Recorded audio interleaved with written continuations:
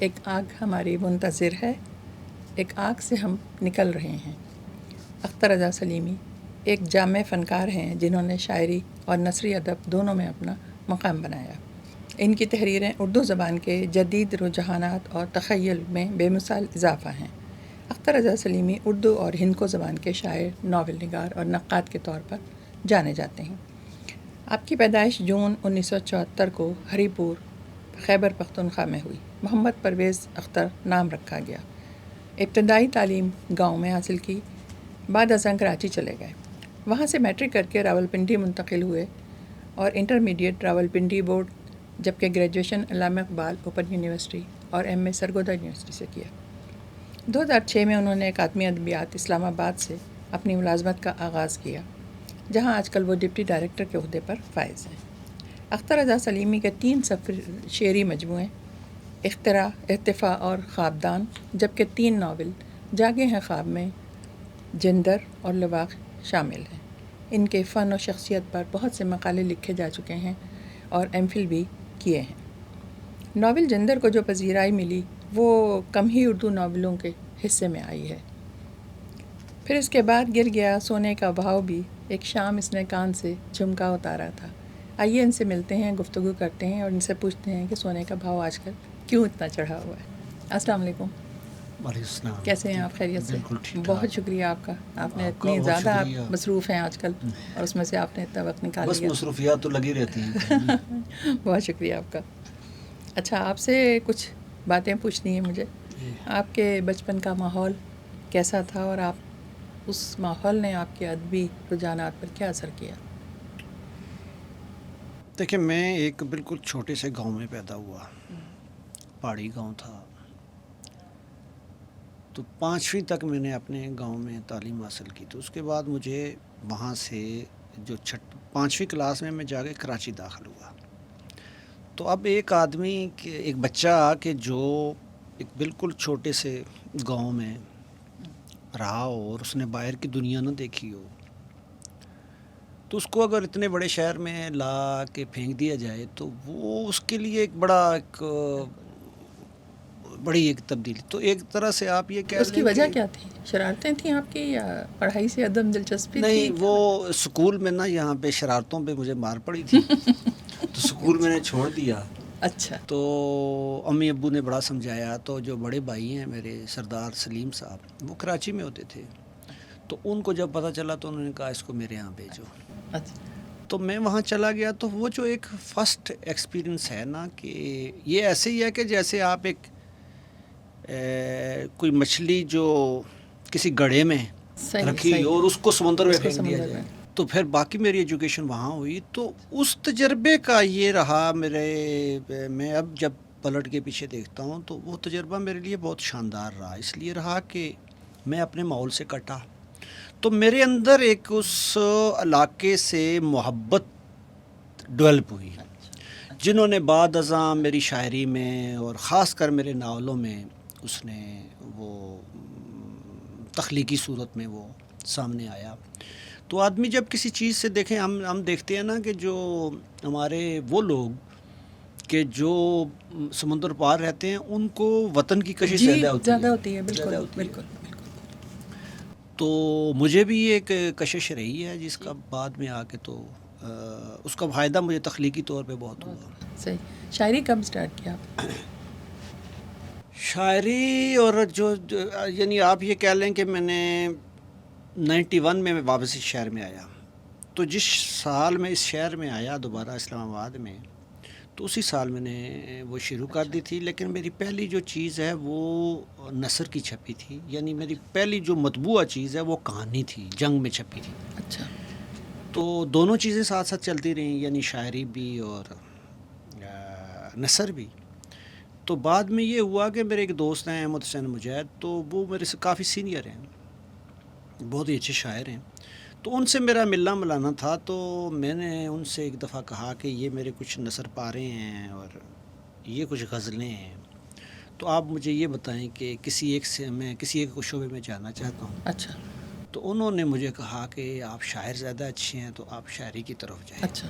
تو ایک طرح سے انہوں نے گمراہ کر دیا. تو باقی پھر کافی عمر جو ہے نا میری اس میں گزری. لیکن پھر میں 2015 میں، یعنی آپ یہ کہہ لیں کہ انہوں نے مجھے شاعری کی طرف راغب کیا تھا 94-95 میں. اچھا. تو یہ 20 ایک سال پھر میں شاعری کا ہی رہا.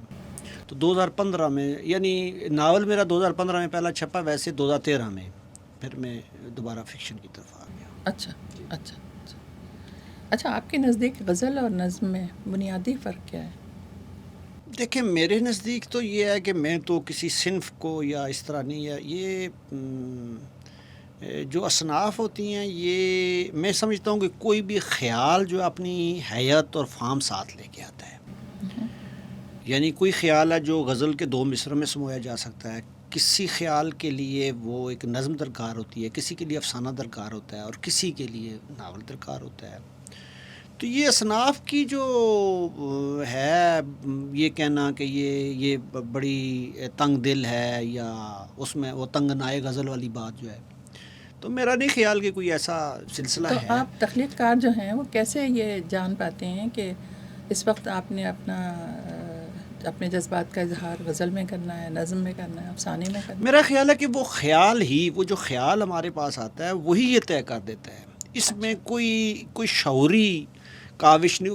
ممکن ہے کہ بعض لوگ کرتے ہوں، لیکن میں نے جتنے بھی، میرا خود یہ تجربہ ہے، اور جو اچھے شاعر ہیں یا اچھے ادیب ہیں ان سے میں نے یہ دیکھا ہے کہ انہوں نے کبھی یہ نہیں سوچا کہ بھئی آج نظم لکھنی ہے یا آج غزل لکھنی ہے، یا میں نے ناول ہی لکھنا ہے یا میں نے وہ کرنا ہے. تو یہ کوئی ایسی چیزیں، یہ کوئی تحقیق تنقید والا معاملہ تو ہے نہیں ہے کہ ہم کوئی موضوع سامنے رکھ کے. تو جب خیال آتا ہے تو وہ خیال اسی صورت میں آتا ہے کہ کوئی غزل جو ہے اس کے اشعار آ رہے ہیں ذہن میں؟ جی اسی طرح ہی آتا ہے.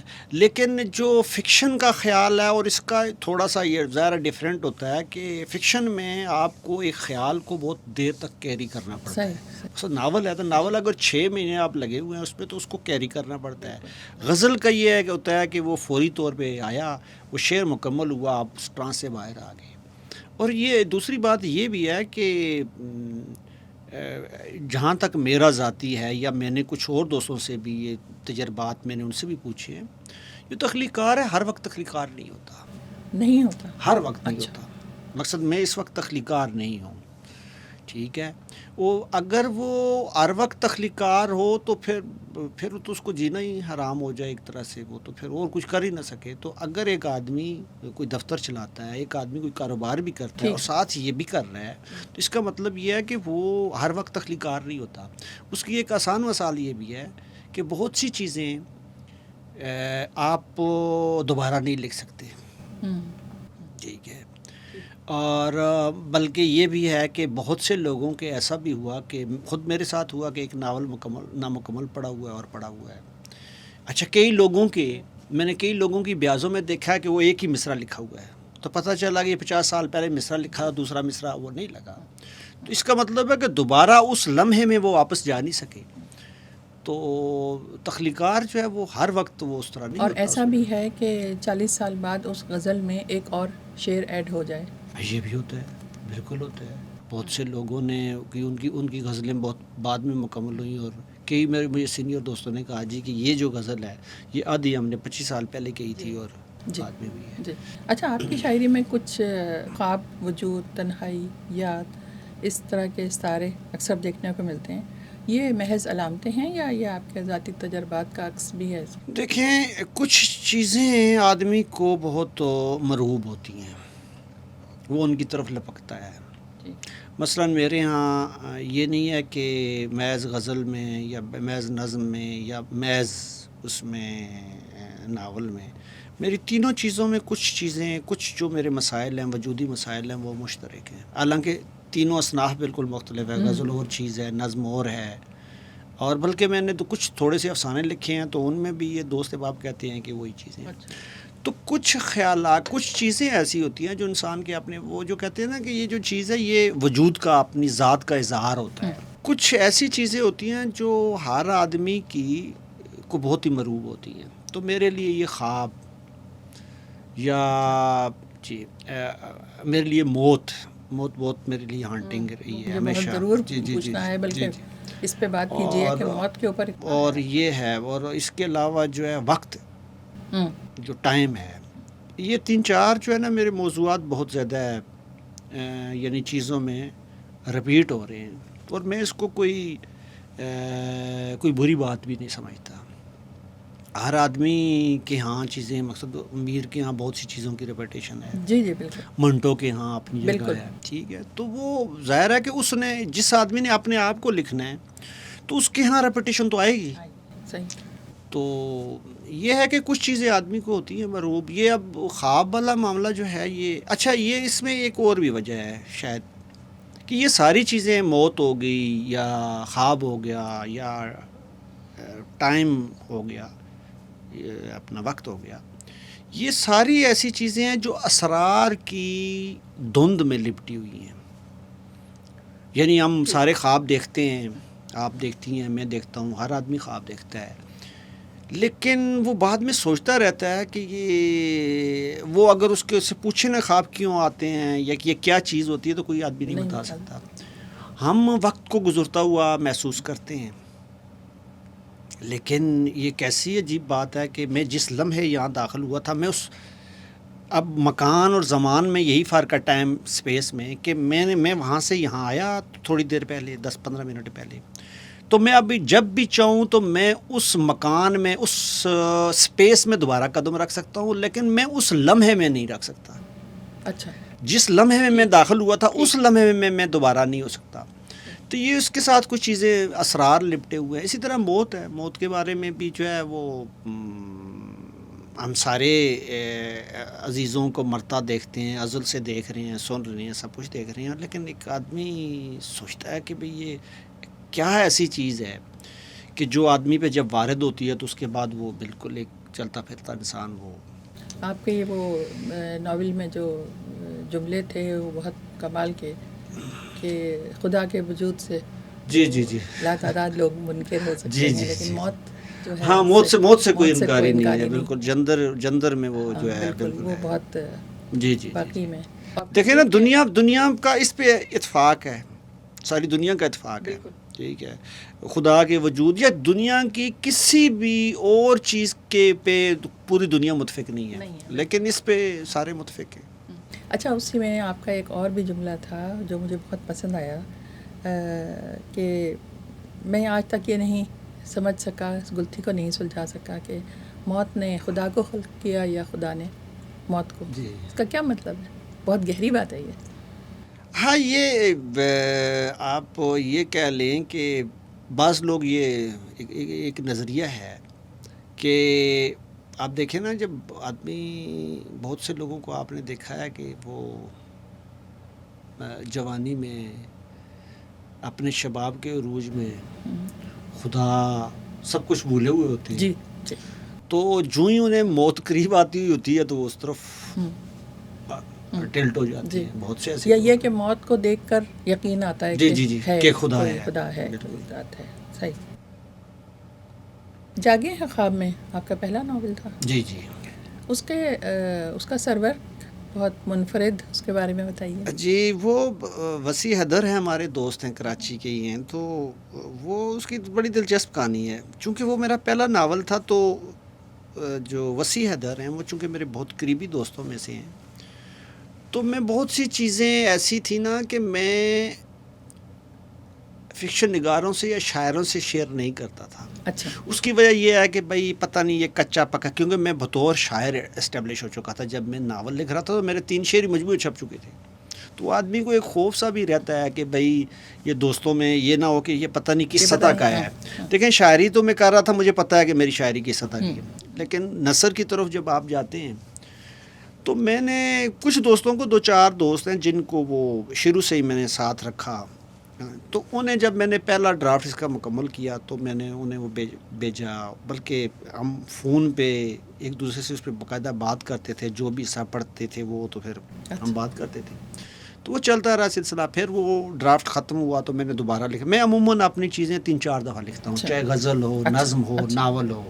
اور ہر دفعہ چینج ہوتا ہے؟ 4-5 مرتبہ. جی، بہت چینج ہوتا ہے، بہت چینج ہوتا ہے. تو دوسرا ڈرافٹ لکھا تو وہ بھی میں نے ان سے شیئر کیا. تیسرا لکھا وہ بھی شیئر کیا. چوتھا لکھا تھا 5 دفعہ اس کو میں نے لکھا. تو پانچوں جو ہے نا اس نے وہ جو انہوں نے وہ 5 دفعہ چھپنے سے پہلے پڑھ لیا تھا, آپ یوں سمجھ لیں. تو جب وہ مکمل ہوا میں نے آخری انہیں بھیجا ڈرافٹ. تو میں نے کہا وسیع بھائی آپ اس کو پڑھ لیجئے, تو کوئی رائے وغیرہ دیجیے, تو بس اس کا ٹائٹل بنا دیجئے تو تاکہ ہم اس کو میں اب چھاپنے کے سلسلے میں. تو انہوں نے مجھے کہا, اچھا انہوں نے پڑھا تو جب وہ مکمل کیا تو انہوں نے کہا جی کہ مجھے فون کیا انہوں نے, تو کہنے لگے کہ اس کی کتنی کاپیاں چھپیں گی. تو میں نے کہا یہاں پہ 1000 چھپتی ہیں, 1000 چھپیں گی. تو کہنے لگے 1001 نہیں ہو سکتے. اچھا. تو اچھا میں سمجھا نہیں ان کی بات. تو انہوں نے, میں نے کہا جی یہ کیا ہے جی یار, اس کے میرا دل کرتا ہے کہ 1001 ٹائٹل بنائیں. تو میں ظاہر ہے میں جب کراچی جاتا ہوں تو میں ان کے پاس بیٹھتا ہوں. میں نے کہا یار پینٹ کرنا یہ بڑا مشکل ہے. تو میں نے انہیں کہا جی کہ نہیں اتنے نہیں ہیں. انہوں نے تھوڑا اصرار کیا تو میں نے کہا 101 بنا لیتے ہیں. اچھا. وہ خاص دوستوں کو ہم وہ کر دیں گے. تو انہوں نے کہا نہیں جی, انہوں نے اصرار کیا. انہوں نے کہا نہیں ہم اتنے بنائیں گے کوئی اور آدمی بنا نہ سکے. ہم نے تو 101 بنا لیا تو کسی نے 102 بنا لیے تو وہ ختم ہو گیا. تو ایسا ہے کہ کوئی ہاتھ ہی نہ ڈالے. تو بس یہ پھر اس کے بعد وہ 8.5-9 مہینے وہ اسی پہ ہی لگے رہے اور انہوں نے بنائے. یہ ان کی محبت ہے یا بالکل. اور اس کے اوپر BBC میں بھی جی اس سے BBC پہ بھی یہ ہوا اس سلسلے میں. اور بھی لوگوں نے, بلکہ یہ ہے کہ بحث چل پڑی کہ بھئی یہ کیا دنیا کا واحد ناول ہے. کئی لوگوں نے اس کو ڈھونڈا کہیں بھی ایسا نہیں ملا. ایک ورلڈ ریکارڈ ہے. بالکل. جندر ناول جو ہے آپ کا وہ کتنے عرصے میں مکمل ہوا؟ اس کی پذیرائی بہت ہوئی اور وہ نصاب میں بھی شامل کیا گیا. اس کے بارے میں بتائیے. جی, جب میں نے جاگیں خواب میں چھپا 2015 میں, تو میں نے ساتھ ہی ایک اور ناول پہ کام شروع کر دیا تھا. دوسرے ناول پہ. وہ ناول جو اب تک مکمل نہیں ہو سکا. یہ نہیں ہوا. دوسرا ناول, میرا دوسرا ناول جو ہے نا وہ ابھی تک مکمل نہیں ہوا. اس پہ میں نے تھوڑا سا کام کیا. تو محمد سلیم الرحمان ایک ہمارے بزرگ ہیں اور بہت ہی یعنی بڑے آدمیوں میں سے ہیں. یعنی کہ انہوں نے یہ کہا جاتا ہے کہ میں نے کہیں عبداللہ حسین کا انٹرویو پڑھا تھا کہ اداس نسلیں بھی ان کی نظروں سے گزرا تھا چھپنے سے پہلے. اچھا. طاہر صاحب نے مجھے خود کہا کہ بھاؤ جو ہے وہ انہوں نے ایڈٹ کیا تھا. ٹھیک ہے. یعنی وہ کافی بزرگ ہیں اور بہت بڑے آدمی ہیں. تو ان کا ایک مضمون جو ہے نا جاگیں خواب میں پہ چھپا انہی دنوں میں 2015 میں. تو اس کے انہوں نے بہت تعریف کی. اور بلکہ مجھے بہت سے لوگوں نے یہ کہا کہ اگر وہ مضمون جو ہے ہماری نظر سے نہ گزرتا ہم اتنی جلدی آپ کے ناول کو پڑھتے نہیں. ان میں طاہر صاحب بھی شامل ہیں. طاہر صاحب نے بھی یہی کہا کہ بھائی ان کا جب مضمون میری نظر سے گزرا تو میں نے فوراً یہ ناول اٹھایا. حالانکہ میں نے بھیجا ہوا انہیں پہلے تھا. تو وہ انہوں نے جو آخری فقرہ لکھا تو وہ اس میں یہ تھا کہ بھئی اس میں طبیعت, مابعد طبیعت, نفسیات وغیرہ وغیرہ سارا فلسفہ فکر یہ وہ لکھ کے. تو انہوں نے کہا کہ اس نے اتنی مصنف نے اتنی چیزیں کھپا دی ہیں کہ اب جو ہے نا میں یہ سوچ رہا ہوں, یعنی ان کے بقول میں سوچ رہا ہوں کہ یہ آئندہ کیا لکھے گا. اچھا. تو یہ اس کے لیے بڑا چیلنج ہے. تو میں نے اسی شام پھر ایک تو شکریہ ادا کرنے کے لیے انہیں فون کیا اور پھر ان سے پوچھا سر یہ آپ نے فقرہ لکھا ہے. تو انہوں نے کہا کہ تمہاری اب کامیابی اس میں ہے کہ تمہاری آئندہ تحریروں پہ اس کے اثرات نہ ہوں, تم اس سے نکلو. بہت سے لوگ ایک ناول لکھتے ہیں اور ساری زندگی وہی ناول دہراتے رہتے ہیں اپنے دیگروں ناولوں میں. تو میں نے پھر اس کے بعد وہ ناول چھوڑ دیا جو میں لکھ رہا تھا, جو ابھی تک لکھا نہیں گیا. کیونکہ وہ مجھے لگا کہ شاید یہ میں اسی ٹرانس میں لکھتا رہوں, اور اس کا تقریباً تھیم بھی اسی طرح کا تھا. تو اس دوران جو ہے نا میں نے کہا کہ میں اب کوئی کہانیاں لکھتا ہوں فتویٰ دینے کے لیے. تو میں نے 2-3 کہانیاں لکھی. اس میں ایک جندر کی, یہ جو جندر والا ہے یہ کہانی کی صورت میں 14 صفحے کی کہانی تھی. اچھا. افسانہ. میرا یہ خیال تھا کہ میں کچھ افسانے لکھوں گا. اور یہ جو افسانہ ہے جب میں نے لکھا تو میں اس کا بڑا مجھے بہت ہی اس نے ہانٹ کیا, اور میں نے یہ کسی مدیر کو بھیج بھی دیا تھا چھپنے کے لیے بطور افسانہ. تو جب میں نے کچھ وہ ظاہر پرچے آج کل بہت لیٹ ہوتے ہیں, 6 مہینے بعد پرچہ آتا ہے, تو اسی دوران ایک دن میں اس کو دوبارہ پڑھ رہا تھا تو وہ پھیلتا چلا گیا, پھیلنا شروع ہو گیا. تو میں نے ان کو فون کر کے دوست کو کہہ دیا, میں نے کہا اس کو چھاپنا نہیں ہے, اس میں ابھی کوئی چیزیں بن رہی ہیں. تو وہ پھیلتے پھیلتے جو ہے وہ یہ جو موجودہ ضخامت ہے اس کی, وہ جب بھی میں اس پہ قلم اور پھیلنا شروع ہو جائے. تو وہ ایک آپ یہ کہہ لیں کہ جندر ایک مختصر افسانے کی کوکھ سے جنما ہوا ہے جو ناول ہے. تو اس پہ تقریباً میرا پہلے ڈرافٹ میں چونکہ لگاتار لکھتا ہوں. پہلے تو میں نے آپ کو کہا نا کہ جب کہانی تو میں نے ختم کر دی تھی, لیکن جب میرے ذہن میں آیا کہ یہ ناول بنے گا تو پھر میرے تقریباً 3-4 مہینے چونکہ میں مسلسل, تو اس کے بعد پھر میری وہی ہوتی ہے کہ میں اس چیز کو 3 مہینے چھوڑ کے وقفہ دے کے پھر 1-2 مہینہ اس پہ لگا رہتا ہوں, پھر وقفہ دیتا ہوں. تو اس طرح وہ تقریباً میرے خیال میں 1.5 سال لگ گیا تھا مکمل ہونے میں. اچھا. اور وہ جو آپ نے جو افسانہ شروع کیا تھا وہ اس کا سٹارٹ وہی رہا؟ یہ سیم, یہ تھیم سارا وہی ہے, اس کا اینڈ بھی وہی ہے. اچھا. تقریباً قریب وہ یہی چیز تھی. اچھا. لیکن اس میں کچھ مجھے مارجن نظر آیا تو یہ چل پڑا, اور خدا نے بڑی برکت بھی دی اس کو ماشاء اللہ سے. اچھا, آپ اب یہاں جو کام کر رہے ہیں تو کئی ادبی رسائل کے مدیر بھی رہے ہیں, تو یہ کام, یہ تجربہ آپ کی اپنی تخلیق پہ کچھ اثر انداز ہوتا ہے؟ میرا خیال ہے کہ منفی طور پر اثر انداز ہوتا ہے. اس کی وجہ یہ ہے کہ آپ کا بہت سی چیزوں کا کتھارسس ہو جاتا ہے. وہ مجھے ایک دفعہ کسی دوست نے کہا کہ آپ بہت خوش نصیب ہیں کہ وہ مختار مسعود صاحب نے کہا تھا نا کہ لکھا تھا آواز دوست میں کہ جہاں فرائض منصبی اور خواہش قلبی ایک جگہ ہو جائے تو اس چیز کو جو خوش نصیبی, اس مقام کو خوش بختی کہتے ہیں. تو مجھے ایک دوست نے آ کے کہا کہ یار آپ دیکھیں, آپ ناول لکھتے ہیں اور یہی فکشن یہاں پڑھتے ہیں, یہی شاعری پڑھتے ہیں, یہ وہ, تو آپ کو تو میں نے اسے کہا کہ کبھی آپ کو پیسے لے کے ادب نہیں پڑھنا پڑا نا, آپ آزاد ہیں کہ جو مرضی ہے پڑھیں. صحیح. تو مجھے چونکہ اس پہ پڑھنے کی تنخواہ ملتی ہے تو وہ چیزیں بھی آپ کو پڑھنی پڑتی ہیں. دیانتداری کا تقاضا تو یہی ہے نا کہ آپ کو اگر آپ کو کسی چیز رد بھی کرنی ہے, نہیں چھاپنی بھی ہے, تو آپ کا ایمانداری کا تقاضا یہ ہے کہ پہلے اس کو پڑھیں اور پھر اس کو رد کریں. یہ تو نہیں ہے کہ دیکھ کے کریں. تو بہت سی چیزیں آپ کو ایسی پڑھنی پڑتی ہیں کہ آپ کا ویسے وہ جی نہیں چاہتا. آپ جب ایک آدمی قاری ویسے ادب میں کوئی آدمی پڑھتا ہے تو وہ اپنی مرضی سے چیزیں پڑھتا ہے. لیکن ہم اپنی مرضی سے نہیں پڑھ رہے ہوتے. یہ ایک عذاب بھی ہوتا ہے ایک طرح سے کہ وہ چیزیں جو آپ نہیں پڑھنا چاہتے وہ بھی آپ پڑھنا. لیکن اس میں بہت سی چیزیں ایسی بھی ہوتی ہیں کہ آپ اس میں چیزیں سیکھتے ہیں. بالکل ٹھیک ہے. بری چیز سے اگر آپ اور کچھ نہ سیکھیں تو عبرت تو سیکھ سکتے ہیں. تو چلو آدمی عبرت ہی سیکھ لیتا ہے, کوئی نہیں ہے. یہ بھی ہے. اچھا, میرا خیال تھا کہ آپ کو ٹائم بھی ڈیوائڈ کرنے میں مشکل ہوتی ہوگی نا. جی. جب آپ کا یہ کام ہو رہا ہوتا ہے تو پھر جب آپ کا اپنا تخلیقی کام ہے تو اس کے لیے کیا آپ نے. دیکھیں, جن دنوں میں خاص کر ناول لکھ رہا ہوں نا, تو میرا ایک روٹین ہے کہ جب اس کا جو پہلا ڈرافٹ ہوتا ہے 3 مہینے میں بنے, 4 مہینے میں بنے, 6 مہینے میں بنے, اس میں یہ کوشش کرتا ہوں کہ 24 گھنٹوں میں اسے 1 گھنٹہ 2 گھنٹہ ضرور دوں. اچھا. ٹھیک ہے. پھر وہ جو ہفتہ اتوار ہوتا ہے وہ میری انہی چیز, نہ دوستوں کے لیے وہ ہوتا ہے نہ فیملی کے لیے ہوتا ہے, جن دنوں وہ کہ میں اس کو پورا جو ہے نا وہ اس میں ٹرانس میں رہنا چاہتا ہوں.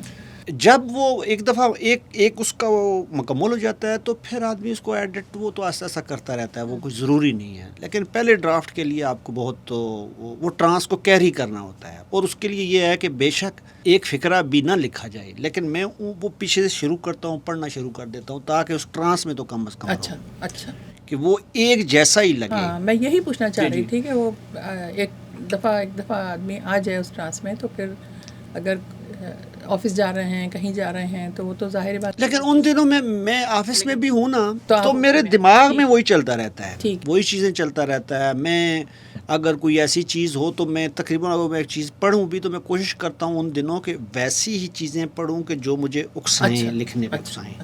جی. تو یہ آپ کو جب آپ کے اوپر شاعری یا نثر جو بھی آپ لکھ رہے ہوتے ہیں, اس وقت آپ کو کیا تنہائی چاہیے ہوتی ہے؟ ظاہر ہے.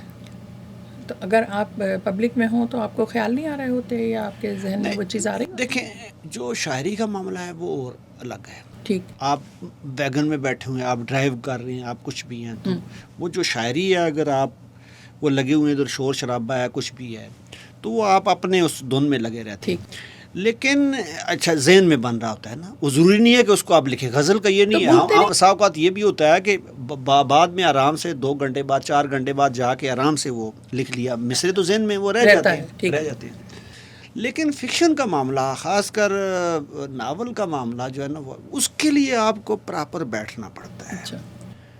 تو اس کے لیے تو آپ کو تنہائی چاہیے, کیونکہ ایک مثلاً یہ ہے کہ آپ نے 200-300 صفحے لکھنے ہیں. اب ہر کردار کے ساتھ آپ کو رہنا پڑتا ہے. آپ جو کردار لکھ رہے ہوتے ہیں تو اسی میں آپ کو ڈلنا پڑتا ہے. جب میں جندر لکھ رہا تھا تو میں بالکل وہ ولی خان کی طرح کیا ہے, اگر وہ جاگیں خواب میں لکھ رہا ہو تو زمان کی طرح سوچ رہا ہوں. صحیح. یہ میں نے اس لیے پوچھا کہ وہ ایک دفعہ جگندر پال آئے ہوئے تھے ہمارے گھر پہ, تو وہ سب لوگ بیٹھے ہوئے تھے, تو انہوں نے ایک دم سے اٹھ کے نا اور ٹہلنا شروع کر دیا. تو اور کسی سے کوئی بات نہیں کر رہے تھے, وہ بس صرف ٹہل رہے تھے اور لگ رہا تھا کہ سوچ رہے ہیں کچھ. تو ان کی بیگم کہنے لگیں کہ یہ کوئی کہانی آ رہی ہے اس وقت نا, تو یہ ابھی نے پتہ نہیں کمرے میں کون ہے کون نہیں ہے. تو انہیں کوئی فرق نہیں پڑ رہا تھا کہ سب لوگ بیٹھے ہیں. لیکن جب وہ لکھ رہے ہوں گے تو پھر شور انہیں ڈسٹرب کرے گا. سوچتے ہوئے تو ظاہر ہے وہ تو بالکل. اور آپ کو ایوارڈز کون سے ملے؟ مجھے ویسے تو بہت سے ہیں, لیکن یہ 2 تو یہ جو کے پی کے کا ادارہ ہے, بڑا ادارہ ہے, Abasin art council semi government, تو اس کا مجھے جاگیں خواب میں کا پہ بھی اسے ایوارڈ ملا تھا, اور اس پہ بھی جندر پہ بھی. اچھا. اور ایک یو بی ایل ایوارڈ جو ہے جی ٹھیک, وہ ہے. باقی وہ چھوٹے موٹے ہوتے ہیں, وہ کوئی اس طرح نہیں, وہ تو بے شمار ہے اس طرح کی. ادب کے علاوہ بھی کوئی ہے ایسی چیز جو آپ کو سکون دیتی ہے یا روحانی سکون دیتی ہے؟ دیکھیں مجھے سب سے زیادہ سکون تو اسی میں بھی ملتا ہے. اچھا. ٹھیک ہے. اچھا. اور دوسرا یہ ہے کہ میں اگر تھوڑا سا تناؤ وغیرہ ہوں تو یہ مجھے پرانی جگہوں پہ یہ جو ہوتی ہیں نا, جس طرح کے یہ ٹیکسلا ہے یا کھنڈرات وغیرہ ہے, تو یہ مجھے اپنی طرف کھینچتے ہیں, پتہ نہیں کیا وجہ ہے اس کا. تو میں ان میں گھومتا رہتا ہوں, یہ ایک چیز ہے. جی. تو باقی جو میرا زیادہ تر وقت جو اگر میں جس چیز کو انجوائے صحیح طریقے سے کرتا ہوں تو وہ لٹریچر ہے. اچھا. میں اس میں چاہے اعلیٰ درجے کی شاعری پڑھ رہا ہوں یا افسانے پڑھ رہا ہوں, یا تو مجھے جتنی خوشی اس میں ہوتی ہے شاید کسی اور چیز میں نہیں ہے. یہ جو آپ کا ناول ہے لواق, جی, یہ کیا ابھی بھی ہے یہ چیز وہاں آپ کی طرف گاؤں میں ہے ادھر؟ اچھا, لواق تو چونکہ وہ ایک شعلہ ہے نا, ایک الاؤ, آپ الاؤ جو روشنی, بالکل. اس کے 2-3 معنی ہیں. ایک تو معنی ہے کہ ایسی روشنی جس کا منبع جو ہے یا سرچشمہ نظر نہ آ رہا ہو. مثلا اس پہاڑ کے پیچھے سورج نکل رہا ہے لیکن سورج ہمیں نظر نہیں آ رہا, لیکن روشنی محسوس ہو رہی ہے, تو اس کو لواق کہتے ہیں. تو میں نے جو دوسرا اس کا ہے وہ جنگی ایک جو سلسلہ ہے کہ پرانے زمانے میں جب کہیں سے جنگ ہو رہی ہوتی تھی یا کہیں سے حملہ ہوتا تو اطلاع دینے کا واحد ذریعہ یہ تھا کہ وہ آپ کسی خاص جو مخصوص جگہ آپ نے رکھی ہے وہاں آگ جلائی جائے, جس کا مطلب یہ ہے کہ حملہ ہو گیا ہے, اور تو کوئی ایسا سلسلہ نہیں. تو یہ ایک طرح سے جنگی سگنل تھا. تو اب ظاہر ہے کہ وہ ان معنوں میں نہیں رہا, کیونکہ اب وہ جنگوں کا اول تو رہی نہیں ہے, اور دوسرا یہ ہے کہ وہ اب تو اطلاع دینے کے لیے بہت سی چیزیں ہیں. جی, اب تو ضرورت ہی نہیں ہے. اچھا, ناول جو آپ لکھتے ہیں اس میں کیا چیز سب سے زیادہ امپورٹنٹ ہوتی ہے آپ کے خیال سے, پلاٹ, کردار یا انجام؟ میرے جو ہے وہ ماحول میں اپنے کہتا ہوں کہ ناول میں میرے نزدیک جو ہے نا سب سے اہم چیز ہوتی ہے کہ وہ ماحول جو آپ نے قاری کے ذہن میں ڈالا. کہانیاں مقصد بہت سی کہانیاں ہیں جن کا ایک ہی موضوع ہے, بغیرت کے نام پہ قتل, مثال کئی کہانیاں لکھی گئی ہیں, محبت پہ کئی کہانیاں لکھی گئی ہیں, دشمنیوں پہ کئی کہانیاں لکھی گئی ہیں, لیکن انہیں ڈیفرنٹ جو بناتا ہے وہ دوسرے سے, ایک تو وہ اس کا جو اسلوب ہوتا ہے لکھنے والے کا, اور جو ماحول اس نے کریٹ کیا ہوتا ہے. اچھا. دوسرا یہ ہے کہ میرے سامنے کبھی کوئی موضوع اہم نہیں رہا. اچھا اچھا. میں ذاتی طور پہ یہ سمجھتا ہوں کہ یہ صرف فکشن میں نہیں، لٹریچر میں موضوع کبھی اہم نہیں ہوتا. ہر چیز کا کوئی نہ کوئی موضوع ہوتا ہے. ظاہر اگر اس کا موضوع نہیں ہے، سمجھ نہیں آ رہا، تو اس کا مطلب ہے کہ وہ تو بیکار چیز ہے، ابلاغ کا مسئلہ پیدا ہو گیا. لیکن وہ موضوع جو ہے وہ تحریر سے خود بہت برآمد ہوتا ہے. کوئی مصنف یا شاعر یا ادیب جو ہے باقاعدہ ایک موضوع کو سامنے رکھ کے تھیسس بنا کے وہ نہیں لکھتا. ہو سکتا ہے کچھ لوگ لکھتے ہوں لیکن اکثر نہیں لکھتے. مثلاً یہ ہے کہ جب دیکھیں نا کہ جن لوگوں نے موضوع بنا کے لکھا، اس لٹریچر وقتی طور پہ وہ ہو سکتا ہے کہ وہ ہو گیا ہو، پاپولر بھی ہو گیا ہو، لیکن وہ کبھی سنجیدہ یا دیر تک وہ چلا نہیں. مثلاً اگر ہم یہ کہیں کہ بعض شعر ایسے ہوتے ہیں، یہ خاص کر جو ترقی پسند نقطہ نظر سے لکھے ہوتے ہیں، تو وہ جب ماحول چینج ہوتا ہے تو وہ ختم ہو جاتا ہے. صحیح. تو موضوع کو سامنے رکھ کے تو میرے لیے کوئی موضوع کوئی اہم چیز نہیں رہی کبھی بھی. میرے نزدیک ایک تو وہ ماحول جو ہوتا ہے، جو لکھنے جس ماحول سے آپ کہانی اٹھا رہے ہیں، آپ اس مثلاً میں 1860 کا یعنی لواخ میں نے 1857 کی جگہ، تو کیا میں وہ ماحول مری اور ہزارہ کا دکھا پایا کہ جو آج سے 150 سال پہلے تھا؟ اگر تو وہ نہیں ہے تو اس کا مطلب ہے کہ لیکن ایک ٹاپک تو آپ نے سوچا نا، کوئی ٹاپک کوئی اچھا. جہاں تک وہ ٹاپک کا ہے تو میرے تمام ناول نا، میرا جو اپنا لکھنے کا ناول کا ہے نا، میرے سامنے وہ اس والے سے بھی کبھی موضوع نہیں رہا. میں ہمیشہ جب بھی کوئی چیز میری سٹارٹ ہوتی ہے کسی منظر سے سٹارٹ ہوتی ہے. اچھا. میں ایک ویسے ہی ایک منظر لکھتا ہوں جس طرح وہ لوگ پینٹ نہیں کرنے شروع کرتے، میں بناتا ہوں جی کہ یہ یہاں پہ گھر بنایا ہے، ایک وہاں سے چلا ایک، تو وہ جو ایک منظر بناتا ہوں تو اس منظر سے پھر ظاہر ہے اس کو کسی کردار کے ذریعے بیان کرنا ہے. تو وہ اسی طرح چلتے چلتے آپ جندر کا پہلا آپ شروع میں آپ دیکھیں ایک منظر سے شروع ہو رہا ہے، لواح کا آپ پہلا دیکھیں تو ایک جو ہے اس سے شروع ہو رہا ہے. اچھا اسی طرح جاگیں خواب میں کا دیکھیں تو وہ اسی طرح ہی چل رہا ہے. بلکہ جو چوتھا ناول جو ابھی میں لکھ رہا ہوں وہ بھی ایک منظر سے ہی چل رہا ہے. اچھا. یہ کب تک آئے گا؟ 2026 تک شاید. میں اب چوتھا ڈرافٹ لکھ رہا ہوں اس کا. اچھا. تو یہ آپ کو پتہ ہوتا ہے کہ 4-5 ڈرافٹ ہوں گے پھر کمپلیٹ ہوگا وہ، یا کوئی 2-3 میں بھی ہو سکتا ہے؟ جندر 4 میں ہوا تھا. اچھا. اور اس کی وجہ شاید میں 5واں ڈرافٹ لکھتا. وہ میں نے چونکہ جو چوتھا ڈرافٹ ہوتا ہے وہ میں کوشش کرتا ہوں کہ محمد سلیم الرحمان صاحب کی نظر سے گزرے. اچھا.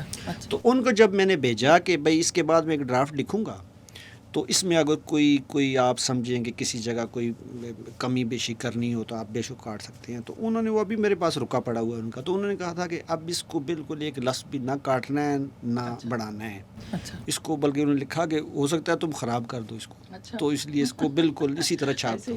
اچھا. مطمئن ہو جاتے ہیں آپ جب کہانی ختم ہو جاتی ہے تو آپ دیکھیں جب بات تو خیال نہیں آتا کوئی؟ دیکھیں جب لکھ رہا ہوتا ہے نا تو اس وقت آدمی ایک وہ جو جوگندر پال والا وہی معاملہ ہمارا رہتا ہے، گھوم پھر رہے ہوتے ہیں. باہر نکل کے میں بار بار اس کو اسی لیے دیکھتا ہوں کہ میں اس کو ایک قاری کی نقطہ نظر سے دیکھ سکوں.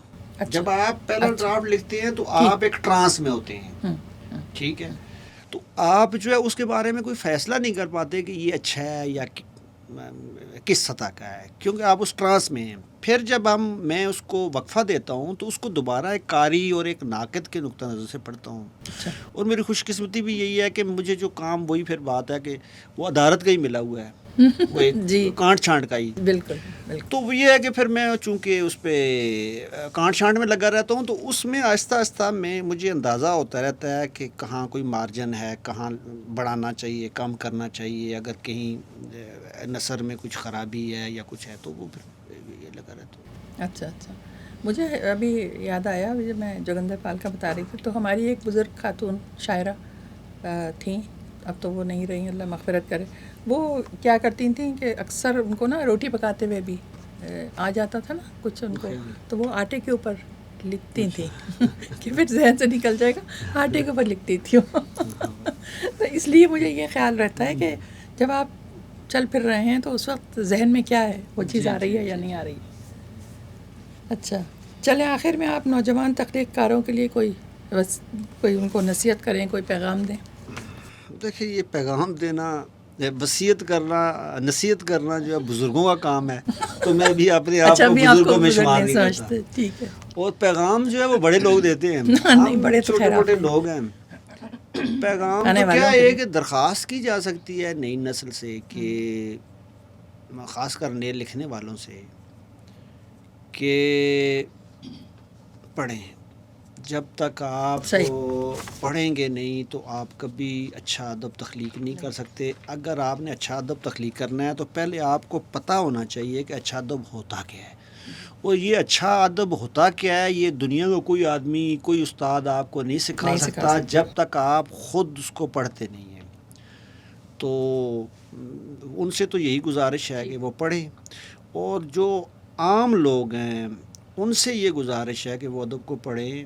ہمارے ہاں آج ہم جس عدم برداشت اور بنیاد پرستی اور دہشت گردی کا دوچار ہے اس کی وجہ واحد یہ ہے کہ ہم نے لٹریچر کو چھوڑ دیا ہے. لٹریچر جو ہے یا ادب جو ہے دنیا کی ایک واحد یا فائن آرٹس آپ کہہ لیں سارے جو ہیں یہ واحد شعبہ ہے کہ جس جو رنگ نسل اور ہر طرح کے تعصبات سے بالا تر ہو کر میں ملٹن کو پڑھتا ہوں تو میں نے کبھی یہ نہیں سوچا کہ وہ عیسائی ہے یہودی ہے یا بالکل ٹھیک ہے. یہ واحد چیز ہے کہ جو آپ کو بنی نوع انسان کو آپس میں جوڑتا ہے اور ہماری شخصیت کی تعمیر میں بہت اس کا اہم کردار ہے.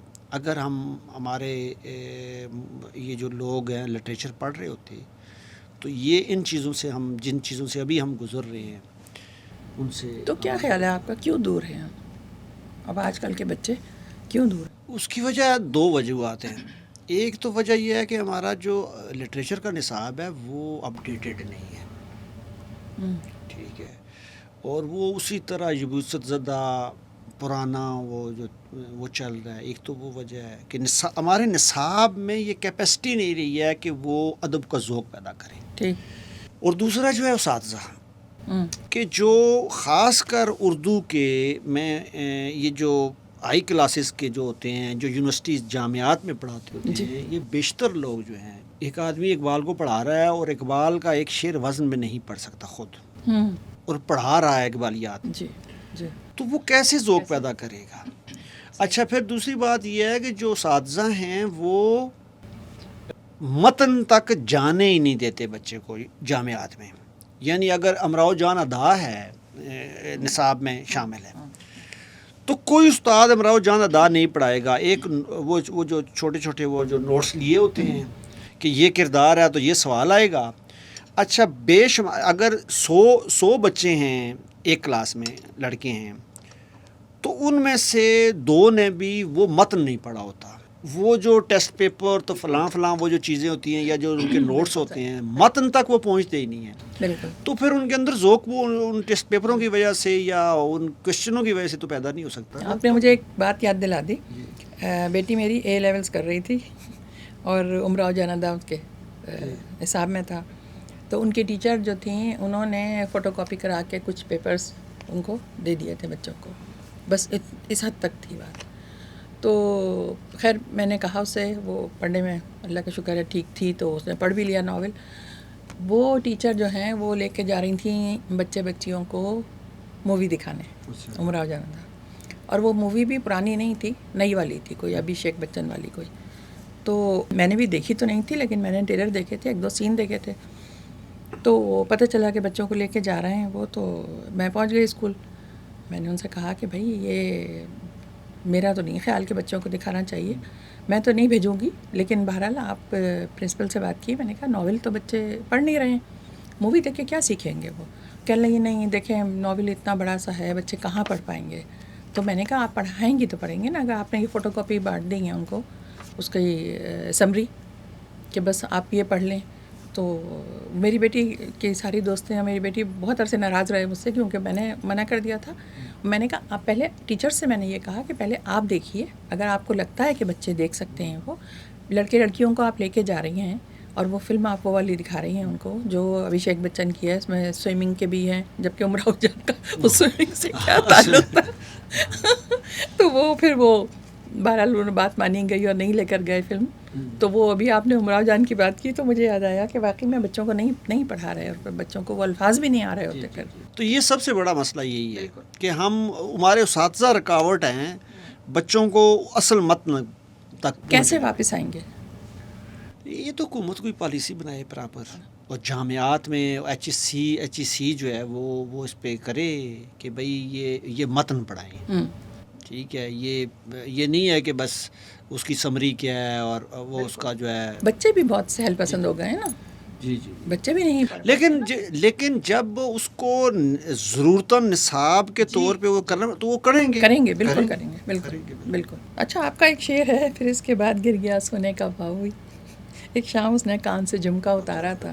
آج کل کیا جھمکا دوبارہ پہن لیا ہے؟ سونے کا بھاؤ تو بہت اوپر جا رہا ہے. نہیں، اس کے سونے پہ جو ہے نا وہ میرے بہت شعر ہیں.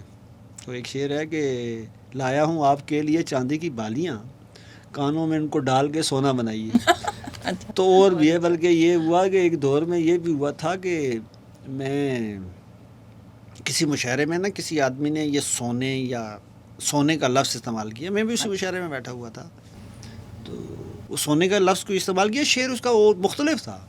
تو ایک آدمی کھڑا ہو گیا، اس نے کہا بھائی سارا ادب میں سارا سونا سلیمی نے پہلے ہی خریدا ہوا ہے، اب جو آدمی اس لفظ کو بھی استعمال نہ کرے. تو اچھا، کچھ تھوڑی شاعری سنائیے، کچھ اشعار سنائیے. وہ حسن سبز جو اترا نہیں ہے ڈالی پر،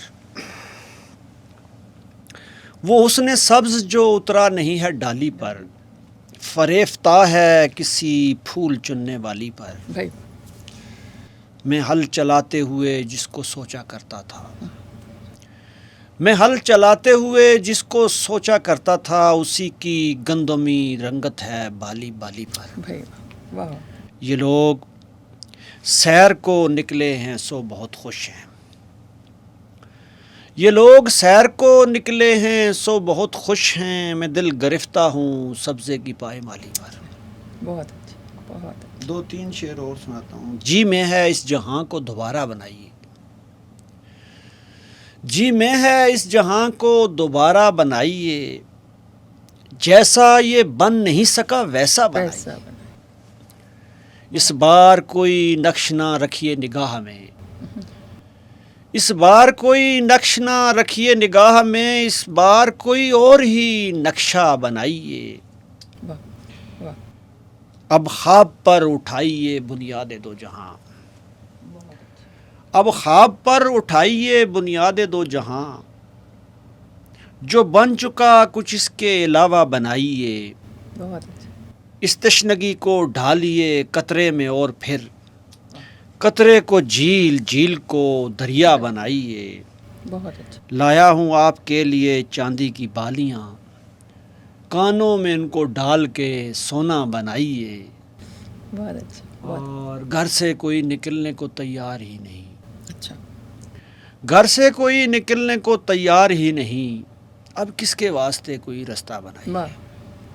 بہت اچھا. اور اختر اب اس میسر و موجود سے الگ، اختر اب اس میسر و موجود سے الگ، رہنے کو کوئی دوسری دنیا بنائی. بہت اچھا. بہت شکریہ جی، بہت مہربانی. بہت شکریہ آپ کا، آپ نے اتنا وقت دیا. بہت شکریہ آپ کا. بہت شکریہ. یہ تھا ہمارا آج کا پروگرام. یقیناً آپ سب کو بہت اچھا لگا ہوگا، لطف اندوز ہوئے ہوں گے آپ. اور مجھے کمنٹس میں بتائیے اختر رضا سلیمی کے جو اشعار آپ کو پسند ہیں وہ بھی مجھے بتائیے. بہت شکریہ.